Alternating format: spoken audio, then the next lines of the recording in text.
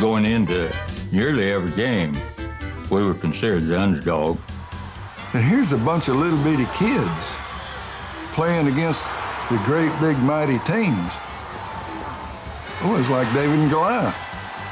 They won, and they won continually. The other high schools hated them. They just hated them. It was just one of those things that was a phenomenon, I guess you'd say. They were the strangers. They were the orphanage out here on the edge of town. It was a great story of the Depression. Well, these little orphans going out playing football and beating up on people.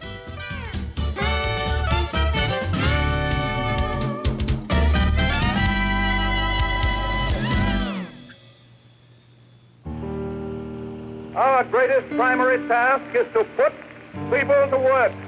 So first of all, let me assert my firm belief that the only thing we have to fear is fear itself. During the Depression, times were hard. Jobs were not all that easy to get. We're here because there's no work to be found. There was no government aid of any kind, no Social Security, no unemployment. Back in those days, there was a great need for people to try to take care of children who had lost their parents.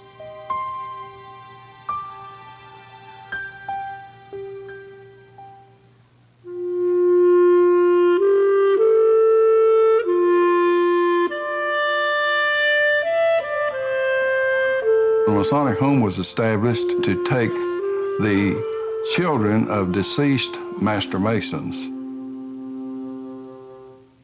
A Master Mason in good standing who passed away, his children were eligible to be raised at the Masonic Home. It started out with just a few, and of course, as the Depression came on, it built up till it was full capacity, which was like 456 children, boys and girls. That's from kindergarten through high school ages.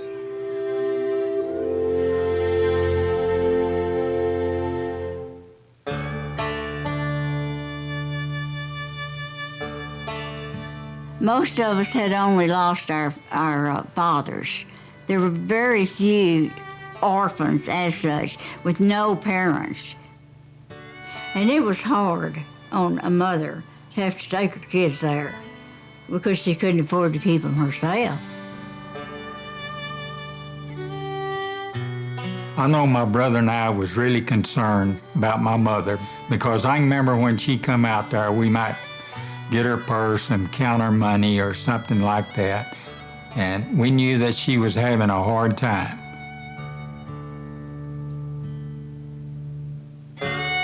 My mother felt guilty. I didn't realize this until after she was dead. She had saved her money for years, and excuse me, she really left us well fixed. And I made the remark one time that I didn't know my mother had all that money. And a friend of hers said she felt guilty about putting you in the home. But she shouldn't have been guilty. It was the best thing that could have happened to us.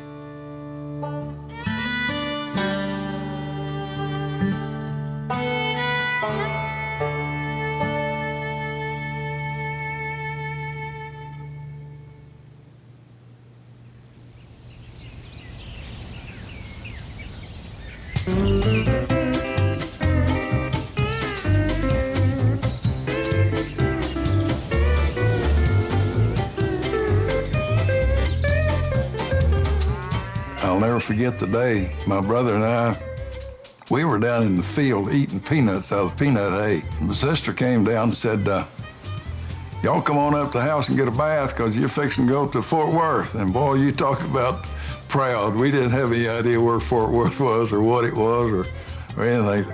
We hooked them right on back up to the house and got us a bath and came to Fort Worth.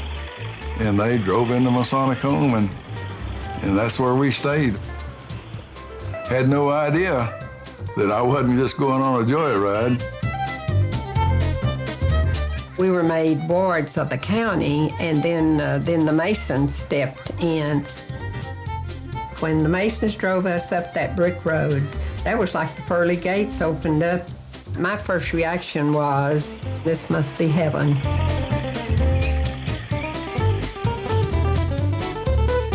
I just had my 6th birthday, and when I got out from Masonic Home, saw all those tall buildings out there, I couldn't imagine what in the world kind of a place that was. So I didn't know what I was getting into. I said, why does everybody call us new guys? And old Brownie said, well, that's because you are new guys. He said, you just came out here, so you new guys. The rest of us, we've been out here a long time. We're old guys. I said, how long have you been out here? He said, 2 weeks.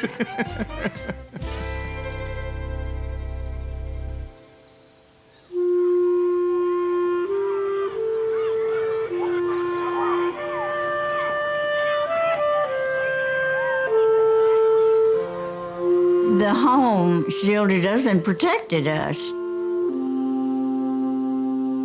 We lived there. We went to school there. We didn't go in to the doctor's office when we were sick. The doctor came to us. So we were just sort of our own little community. Everybody had a big guy pal when you were a little kid out there, and then as you got bigger, then the little kids developed you as their big guy pal. They were your protector, and they also were your disciplinarian.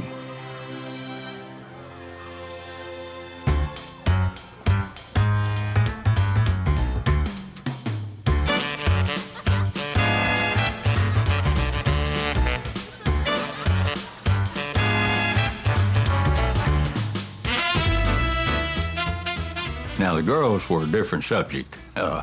They lived on one side of the campus, and the boys lived on the other side of the campus. And about the closest you ever got is when you went to school. Then the girls sat on one side of the classroom, and the boys sat on the other. I was picked to serve the football team their meal before games. The day that I met him, he wanted water. So I got the water pitcher and came behind him, and he leaned back, and as I leaned in, and sparks flew for both of us. Yeah, I fell in love. Doug said, well, I just think I'll marry that girl one of these days. And of course, we ended up marrying and have been married now for 63 years.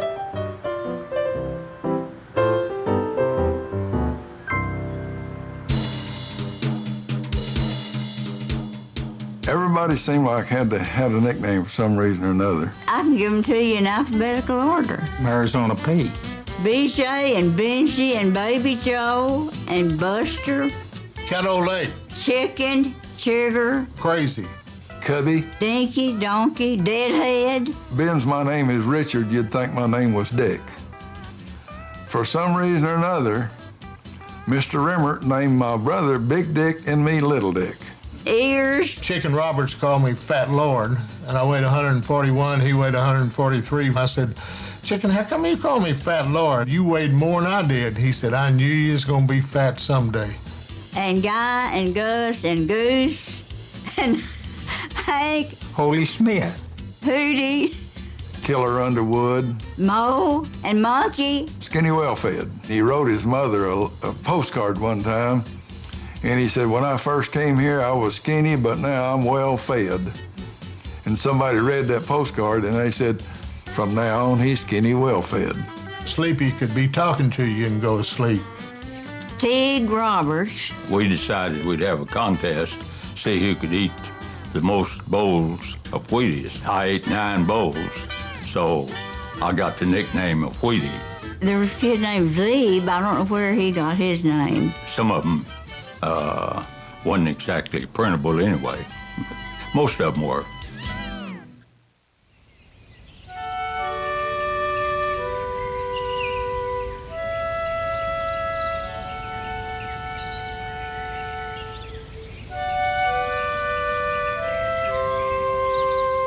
At that time, teachers all lived on the campus. They're the ones that weren't married. The people that were there when I first went to the home were mostly still there when I left. We had dedicated teachers that they didn't make much money, but they gave their life for the home. I went to the Masonic home in 1933. 34 was my first year there. My major professor at the University of Texas had told the superintendent there, I have the very woman that you need. He knew I'd grown up on a farm. The Masonic home, you know, it was 200 acres. It was a farm. They had milk cows out there. They had hogs. They had this peach orchard. The things, you know, that I had grown up with. Oh, it just fit me exactly. I taught mostly in high school, but sometime in the summertime, I would teach junior high students. So I would have had them probably by the time they graduated, 6 years. So we knew each other pretty well. I certainly had a good time with them. And the kids practically worshiped football.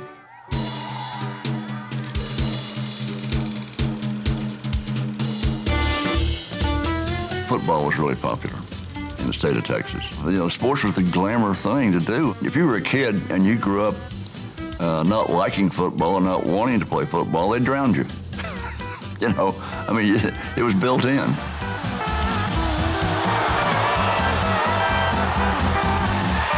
Everybody played football. We thought about it 24 hours a day. When I first went out there, I'd never seen football in my life. Someone handed me a football and said, you're going to be on the 75-pound team. I said, I am? What is that? We went every Saturday morning down to Sycamore Park. They'd put us in the Holmes truck and take us down there, and we'd play the different city teams. Most of the time we played barefooted. And back in that time, we all wore coveralls. The boys on the high school team were our heroes. We just looked up to them because they were winning ball games, and that's what we wanted to do too when we got to that point. It was an ambition, I guess you might say.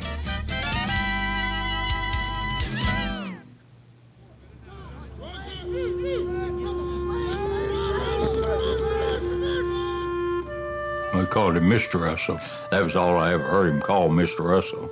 Nobody ever called him Coach.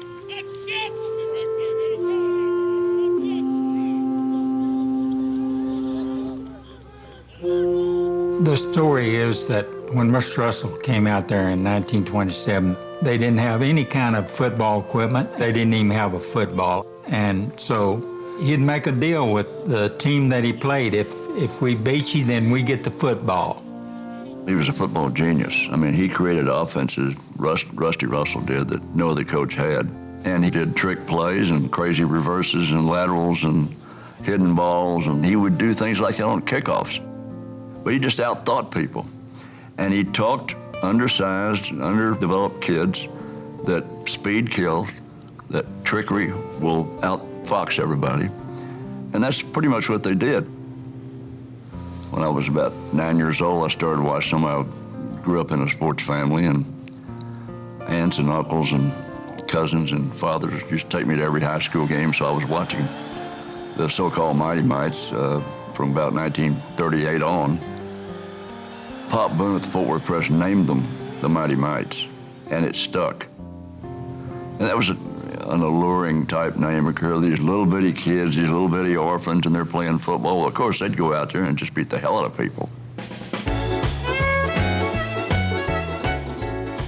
We knew we were outside. We always were, but it just never influenced anything. The home kids were tough. I can't remember that we even all huddled up and put our hands together like they do nowadays, and that jumping around and all that. we tried to save our energy for the ball game. The district that we played in was for big schools. They had 3, 4, 5 times the enrollment that we had. The last year I was at the home, we had 19 boys in high school. You can't imagine how you could classify them with a school that had 12, 1,500 in high school. But that's the way we played.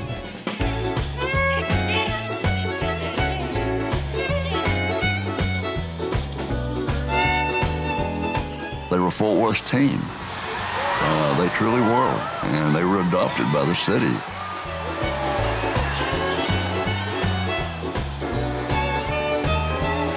We always had tremendous crowds at our football games because, the Masons turned out in full force. The stands were always full. They were a draw anywhere they went throughout the state. We didn't go to any of the out-of-town games. We listened to them on the radio. And we would sit on the floor in front of that radio and hold hands. And we would say, okay, everybody, concentrate. And if they didn't make a touchdown, we would say, all right, who wasn't concentrating? We were going to help them along.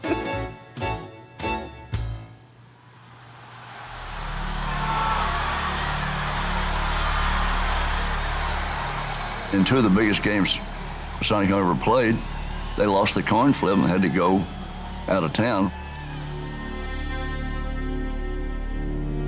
32 Corsicana game, they should have played at TCU Stadium and had 30,000 people, and most of them pulling for the Masons. Instead, it was at Corsicana with 6,000 people on a muddy field.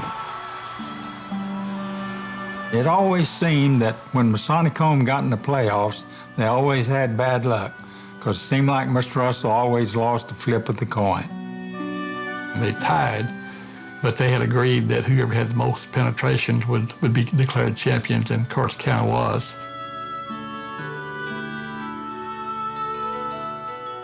The 1938 team was still my favorite team because they were so colorful. They had so much ability, and they had a little more speed than most of their teams.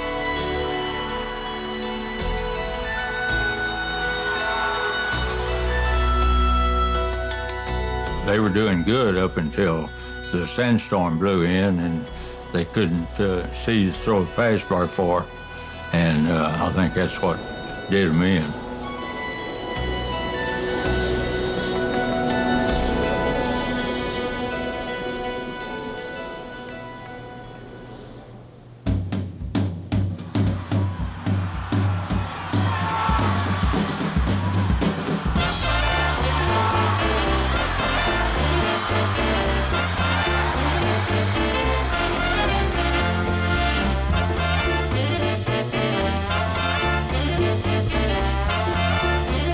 They didn't have, I think, more than 4 or 5 teams able to score on.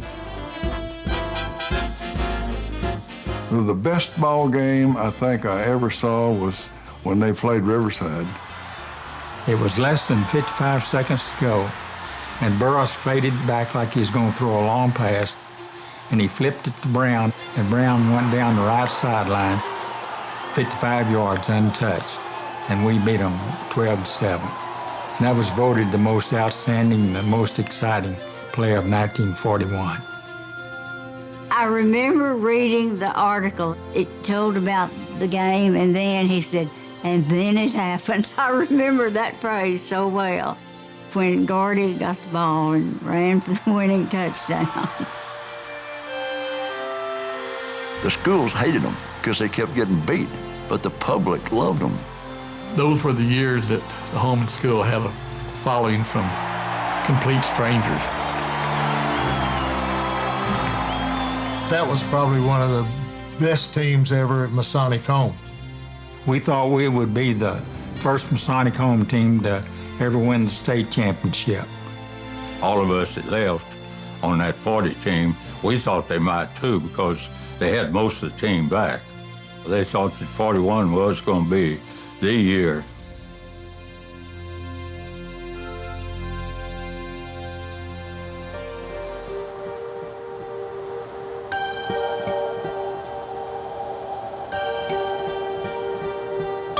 the county judge, Dave Miller, and W.C.O. Harris, who was coach of Riverside.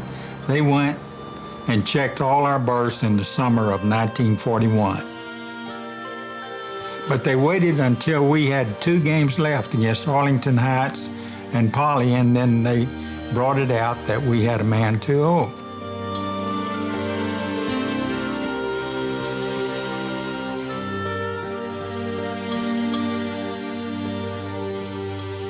Mr. Russell came out there that day and called us all up in the room and told us that we had a man 2-0 and that we'd have to forfeit all those games that he had played in. And it broke our hearts.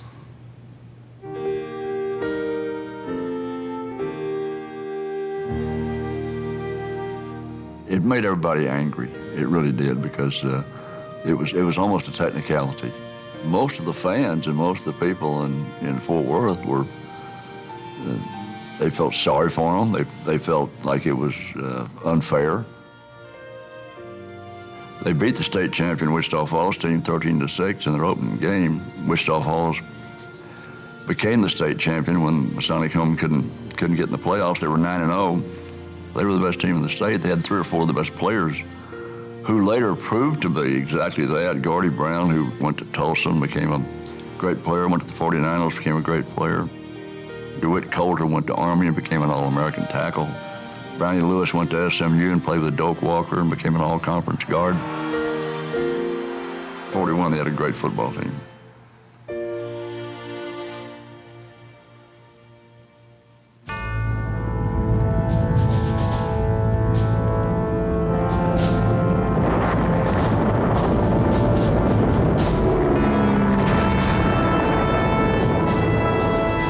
Pearl Harbor, December the 7th, 1941. Most of that team joined the service. There was 8 of us that went into the Marine Corps at the same time, and we all went through boot camp together. The war changed everything. You know, along came Pearl Harbor, 2 weeks after the end of the season, and who knew what was going to happen? Rusty Russell had been recruited by Highland Park for a number of years, and he refused to accept their offer. But in 41, he could see that the boys and girls numbers were decreasing, and he could see that the possibility of him ever having a state champion was pretty slim. Highland Park made an offer he couldn't refuse. He was a great high school coach. If you were to name the 5 or 6 or 4 greatest high school coaches in Texas football history, Rusty Russell would be one of them.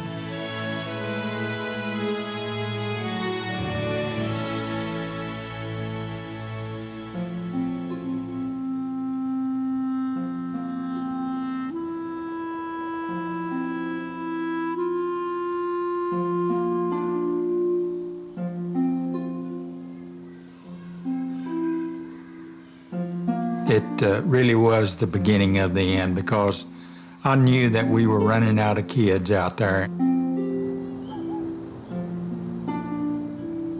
These were the war years, and there was money to be had, and they didn't need to send kids to the home because they could take care of them at home.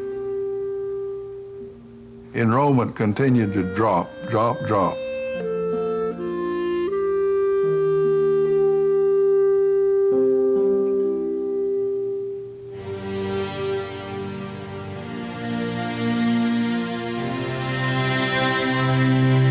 And that was the end of it. That was it. Though the glory days were over when Rusty left.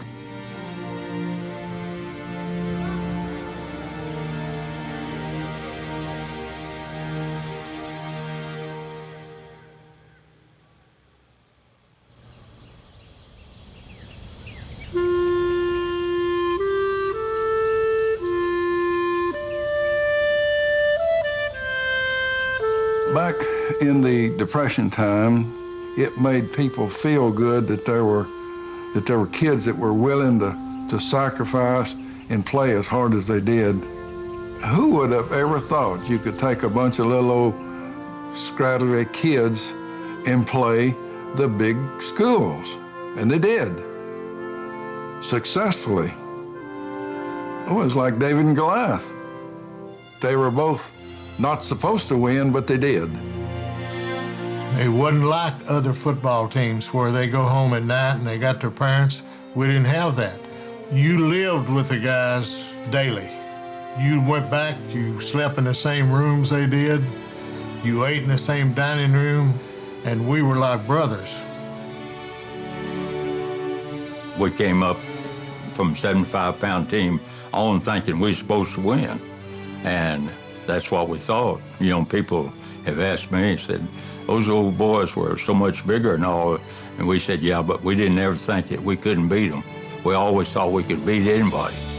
Didn't make any difference who they were, how big they were. We thought we could beat them.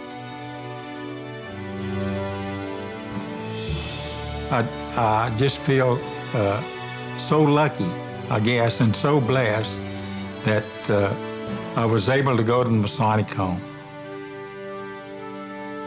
I think I'm appreciative of life more so than I would have been, you know. I would say that's, you know, it's made me a better man. I'm very thankful. Very thankful.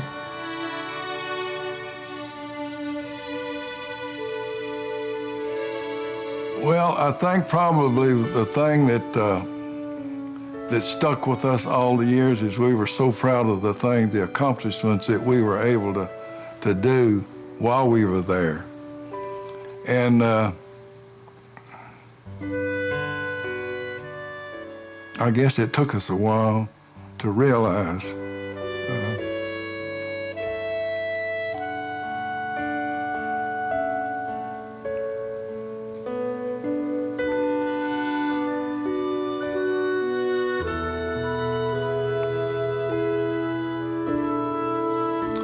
it took a few years for us to realize, you know, how special those people were.